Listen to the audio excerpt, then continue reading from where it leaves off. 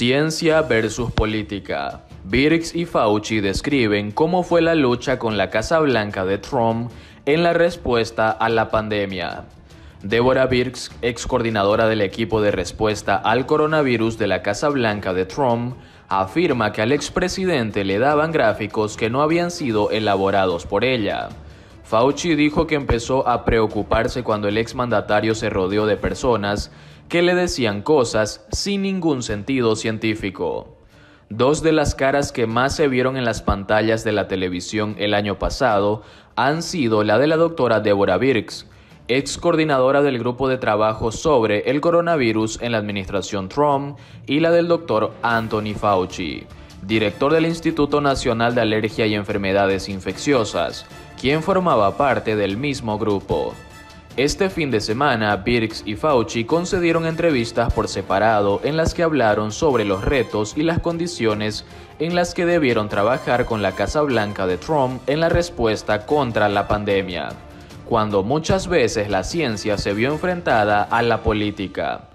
En una entrevista en el programa Face the Nation de CBS News, Birx aseveró que en el entorno del expresidente Trump había personas que definitivamente creían que esto era un engaño.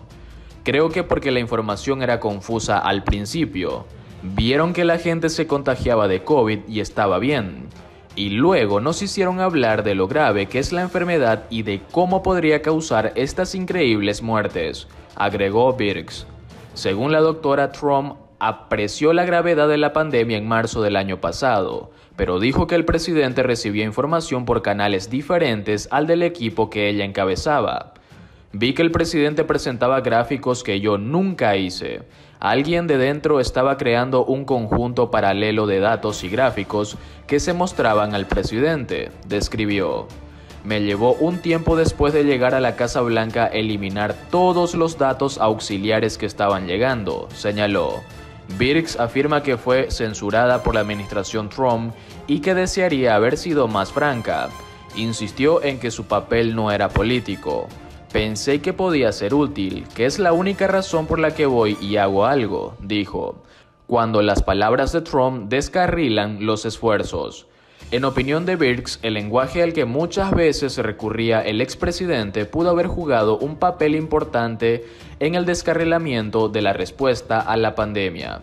Cuando tienes una pandemia en la que dependes de que cada estadounidense cambie su comportamiento, la comunicación es absolutamente clave, destacó. Y por eso cada vez que un líder político hacía una declaración que no era coherente con las necesidades de la salud pública, eso descarrilaba nuestra respuesta, expresó Birx, quien anunció el mes pasado que se retiraría, después de que se informara de que había viajado con su familia a una propiedad en Delaware durante el fin de semana de Acción de Gracias, a pesar de la recomendación de los Centros para el Control y la Prevención de Enfermedades, CDC, para evitar la propagación del virus. Birx adelantó que tiene previsto retirarse de su actual función en el CDC en las próximas 4 o 6 semanas. Fauci enciende las alarmas ante mensajes sin base científica. El Dr. Fauci, por su parte, en una entrevista con el diario The New York Times, coincidió con Birx en que el expresidente Trump recibía mucha información de personas que proporcionaba información no contrastada o sin bases científicas. Fauci describe que en algunas ocasiones Trump le decía, «Oye, he oído hablar de este medicamento, ¿no es genial? O chico, este plasma de convalecencia es realmente fenomenal». Se tomaba igual de en serio su opinión sin datos, solo anécdotas, de que algo podría ser realmente importante.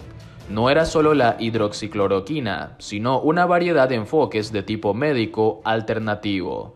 Siempre era...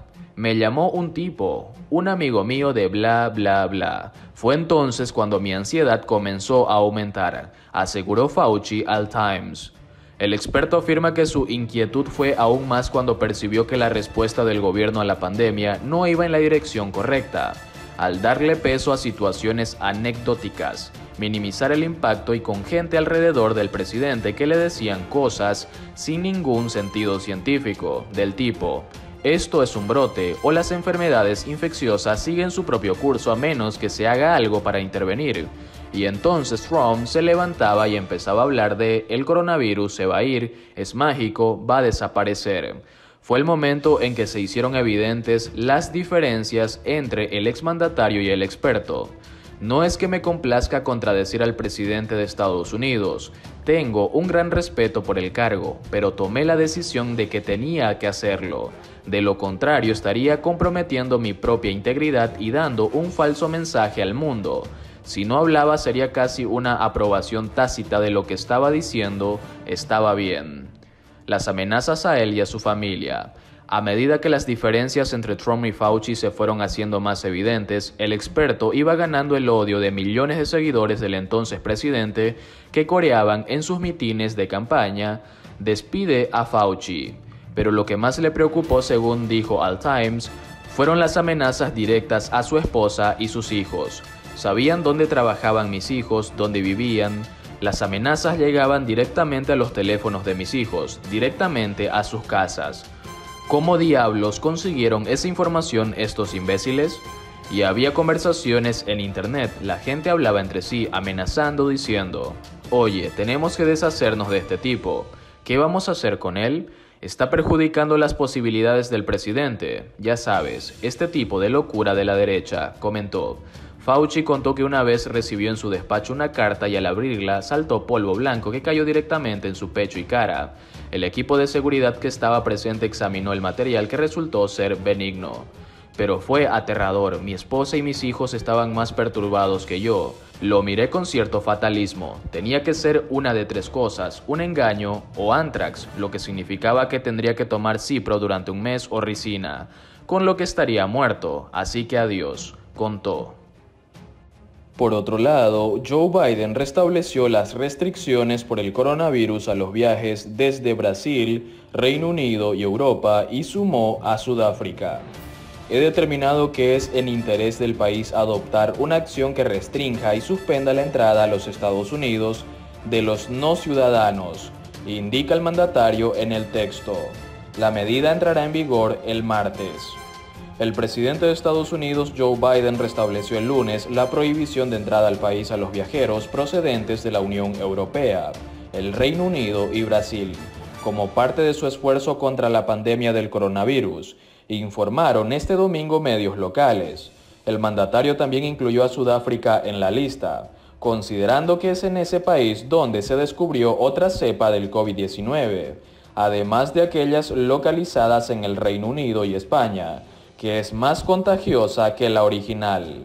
La decisión da marcha atrás a la medida anunciada el pasado 18 de enero, 2 días antes de dejar el poder por el expresidente Donald Trump.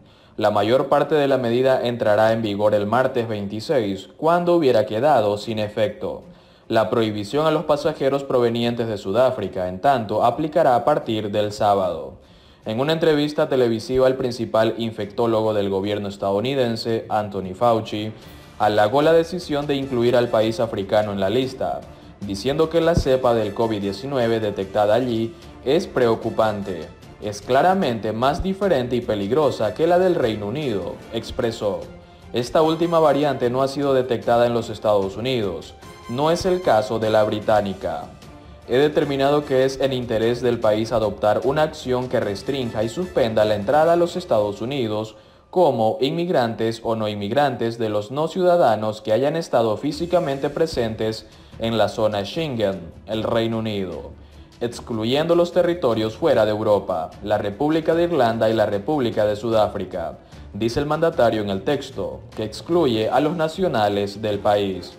Durante esta jornada, Estados Unidos rebasó los 25 millones de contagiados por el virus y llegó a 417.538 muertes, lo que mantiene como el país más afectado por la pandemia en el mundo. La prohibición a los pasajeros procedentes de la Unión Europea y el Reino Unido la impuso Trump en marzo, mientras que la referente a Brasil dató de mayo. En su decisión del 18 de enero pasado, Trump decidió mantener en vigor la restricción de viaje para los pasajeros procedentes de China e Irán. Nada más conocerse la orden del líder republicano, el actual portavoz de la Casa Blanca, Jen Psaki, señaló entonces en su cuenta de Twitter que con el empeoramiento de la pandemia y el surgimiento de variantes más contagiosas en todo el mundo, este no es el mejor momento de levantar las restricciones a los viajes internacionales. La administración no tiene la intención de levantar esas restricciones el 26 de enero, anticipó la actual portavoz.